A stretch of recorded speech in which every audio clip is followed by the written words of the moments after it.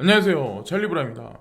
어제도 방송을 하려고 막 이렇게 데이터는 찾아봤는데 스토리를 만들 만한 어떤 그런 소스가 없으면 저는 그냥 방송을 안 하거든요. 그렇다고 뭐 꾸역꾸역 매일같이 뭐 임팩 없는 뉴스를 나오는 것 같다 그냥 억지로 막 그러려고는 저도 안 하고 있어가지고. 근데 오늘은 제가 새벽부터 보니까 뉴스도 그렇고 시세적인 것도 움직임이 있어서 말씀드릴 만한 것도 있고 개인적인 경험담에 관해서도 말씀을 드리려고 해요. 그래서 나카모토 사토시가 11년 만에 처음으로 동전을 옮겼습니다. 자, 이게 무슨 얘기냐?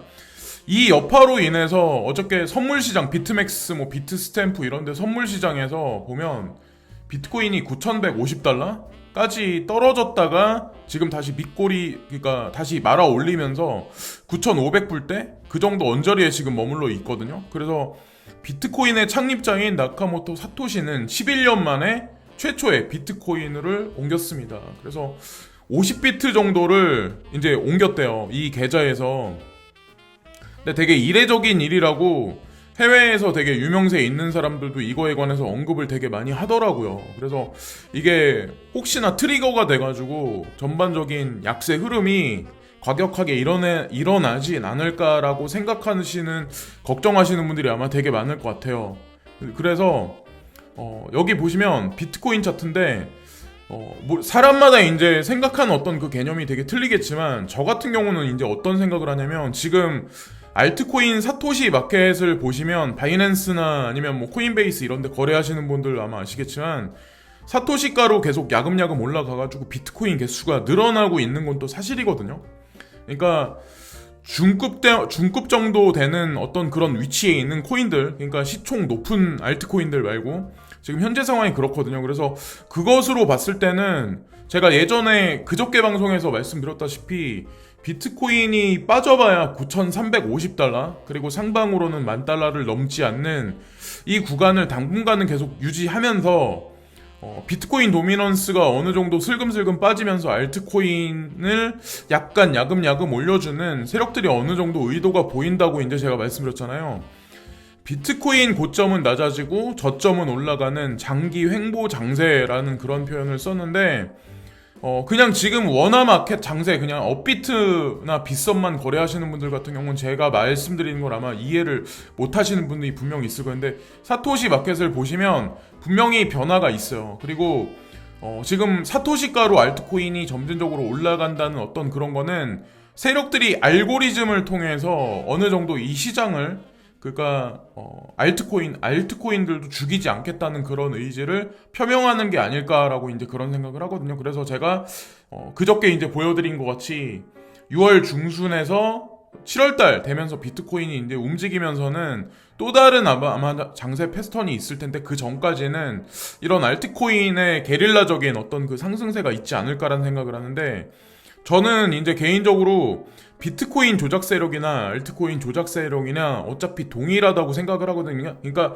혹간에 사람들이 이제 생각을 하는 게 뭐냐면, 비트코인 조작 세력하고 알트코인 조작 세력은 틀릴 거라고 생각하는데, 가만히 여러분들이 생각해 보시면 아실 거예요. 여기서 보면 바이낸스인데, 자, 사토시가로 이제 지속적으로 되게 많이, 특히나 이제 세타는 26% 상승하고 있고, 스티밋도, 그러니까 호재거리가 있기 때문에 13.88, 그리고 아이콘도 마찬가지로 이렇게 상승을 하고 있고, 자, 여기 보면은 대부분의 알트코인들이 녹색불이 이렇게 살짝살짝 보이잖아, 반짝반짝 거리잖아요. 이걸 이제 가만히 보셔야 된다는 거죠. 그러니까 만약에 지금 비트코인이 빠지는데 알트코인이 대규모로 만약에 빠지기 시작한다면 그거야말로 폭락장세 연출할 수 있는 어떤 그런 장세라고 우리가 예측할 수 있지만, 지금과 같은 경우는 그 정도까지는 아니라는 거죠. 예, 그래서 그걸 한 번 더 이제 말씀드리려고 하는 거고, 자, 여기 보시면 그래요. 스텔라 루멘, 뭐 알고랜드, 그리고 아톰코인, 자, 이더리움 클래식은 요즘에 좀 약간 주저하긴 한데, 그리고 여기 보면 와지르 X도 마찬가지고, 대체로 그러죠. 여기 처음부터 끝까지 계속 보여드리는데, 카이버 네트워크, 뭐 폴리메스부터 해가지고 파워레저부터 해가지고 배체인, 온톨로지, 아리엔도 마찬가지고 사토시밖에 제가 이거 녹색불만 있는 거를 추려서 보여드리는 게 아니라 실제로 지금 장세를 보시면 그래요. 그거를 보시면서 이제 임하시면 될 것 같고 쭉 계속 보면은 녹색불이죠. 녹색불이 대체로 많죠. 보면 기프터도 그렇고 웨이브즈, 자 큐텀, 네. 왈튼 체인도 그렇고 팬텀도 마찬가지로 그렇고 그래서 제가 이제 조금 전에 이제 말씀드렸다시피 장세는 이제 그런 식으로 이제 보시면 될 것 같고 세력이 우리는 이제 그런 생각을 하잖아요. 여기서 이제 2017년 말에 있었던 불장을 바라는 사람이 아마 되게 많을 거였는데 저는 그렇게 안 될 거라고 제가 이제 계속 말씀드리는 이유가 일단은 규제안이 없어요. 그리고 텍세이션 세금 체계가 없잖아요. 근데 세력이 코인 시장을 키우는 목적을 아셔야 돼. 이게 투기판으로 키우는 게 아니라 제도권 금융 수용을 해서 증권 시장하고 경계선을 허물어가는 작업을 올해 연말까지는 할 거라는 생각을 해요. 그러니까 6월달 중순까지가 FATF 국제자금세탁 방지 기구에서 되게 여러 번의 회의를 거치잖아요. 특히나 올해 되게 많다고 말씀드렸잖아요. 그래서 어쨌건 국가를 유지하는데 세금이 분명 필요한데 이 세금을 향후에 100년간 걸쳐서 창출할 수 있는 데는 우리가 눈으로 보고 만질 수 있는 현물 경제가 아니라 어차피 인구가 줄어들면 현물 경제도 꺼질 수밖에 없다고 제가 말씀드렸잖아요. 물론 주식시장이 올라가고 있는 건 사실이지만 근본적으로 따져서 전 세계 인구가 줄고 있기 때문에 결국에는 버추얼 커런시, 가상세계, 게임 산업 이쪽하고 연결을 시킬 수밖에 없다니까요. 블록체인 산업을. 그래서 어쨌건 이 세금이 그쪽 부분에 들어갈 수밖에 없고 국가를 유지하기 위해서는 암호자산 시장을 궁극적으로 키울 수밖에 없다라고 생각을 하는 거죠. 저 같은 경우는 그렇게 판단을 했었고 암호자산 규제안과 시세 상승은 비례한다라는 생각을 한다고 말씀드렸잖아요. 그래서 정고점을 가고 정고점 몇 배를 가는 거는 분명히 저는 몇 년에 걸쳐서 갈 거라고 생각하는데 가장 중요한 건 암호자산 규제안 그리고 세금 체계가 드러난 다음에 이런 상승세가 있을 가능성이 많다는 거죠. 지금 같은 경우 뭐 야금야금의 상승은 있겠지만 여러분들이 말하시는 그 정도까지는 안 갈 거라고 생각을 해요. 그러니까 나는 지금 절박한 심정에서 투자를 했기 때문에 뭐 무슨 코인은 땡땡땡 코인은 얼마까지 금방 가야 돼. 그거는 개인의 희망회로라니까요. 제가 이제 누차 말씀드리지만 제 개인적인 어떤 그런 경험에 관해서 한 가지 오늘은 말씀드리려고 하는데 저는 해외를 되게 이 나라 저 나라 이제 직업적인 그런 게 있기 때문에 많이 돌아다니면서 많은 경험을 했고 뭐 이렇게 저렇게 뭐 여러 것 가지를 많이 봐왔다고 말씀드렸었잖아요. 자, 한국에 들어오니까 그러니까 적응하기가 되게 쉽지 않더라고요. 그러니까 초반에 적응하기가 되게 쉽지 않고 사람들을 의식하는 것도 그렇고 막 어깨를 툭툭 부딪혀도 뭐 미안하다는 그런 것도 없었고 사람들 얼굴 표정은 되게 불친절해. 특히나 이제 가식적이든 가식적이지 않든 외국 사람들은 약간 그런 건 있거든요. 그러니까 막 어깨를 딱 부딪혀 그러면 살짝 이제 웃으면서 미안하다는 얘기라도 하는데 한국 사람들은 그런 것도 없어. 막 이렇게 지하철 혼잡할 때 막 이렇게 가면 막 밀치고 가고 사람들 얼굴 표정도 다 굳어있는 사람이 되게 많잖아요. 저는 그게 그 사람 호주머니에 돈이 많아서 그런다고 생각 안 하거든요. 약간의 그런 어떤 정서적인 차이는 없지 않아 있다고 생각을 해요. 저도 이제 한국 사람이긴 하지만 근데 어쨌든 그래서 냉소적인 한국 사회에서 적응하기 좀 약간 쉽지 않았었어요. 그래서 어쨌건 직업을 찾고 뭐 자영업을 뭐 한다 뭐 하여튼 뭐 이런 선택의 기로에 제가 2016년도 2015년부터 해가지고 2016년도 초반까지 그렇게 막 우왕좌왕하면서 막 이렇게 있을 때 어떤 게 있었냐면 제가 금은 투자를 15년 동안 했었다고 말씀드렸잖아요. 근데 금은 투자를 하다 보면 암호 자산에 관해서 관심을 가질 수밖에 없어요. 자연스럽게. 근데 2015년부터 해가지고 지속적으로 막 비트코인이 올라가고 막 이런 걸 보면서 제가 금은을 전량 매도해야 된다라는 선택의 기로에 섰었던 데가 딱 그때였었어요. 그래서 그때도 그랬었어요. 내가 약간의 이제 현금 가지고 있는 거를 암호자산에 전량 베팅을 하면 어떨까라는 생각을 저한테는 사실 그게 인생 선택의 기로였었죠. 절박한 심정에. 그러니까 그때 당시에 저는 어땠냐면 프랜차이즈가 어떨까? 아니면 자영업 시장을 투자하는 게 어떨까? 아니면 부동산에 하는 게 어떨까? 아니면 또 한편으로는 암호자산 투자가 어떨까? 근데 명확성도 없었고 불분명했었어요. 근데 저는 그런 생각을 했었거든요. 결단을 내려야 된다. 그러니까 사람마다 인생의 기로가 있을 때 결단을 내려야 하는 시점이 있잖아요. 근데 그때 당시에 저 같은 경우는 결단을 내려야 한다는 생각을 했었어요. 딱 그게 직감에 오더라고요. 이거 뭔가 있을 것 같은데?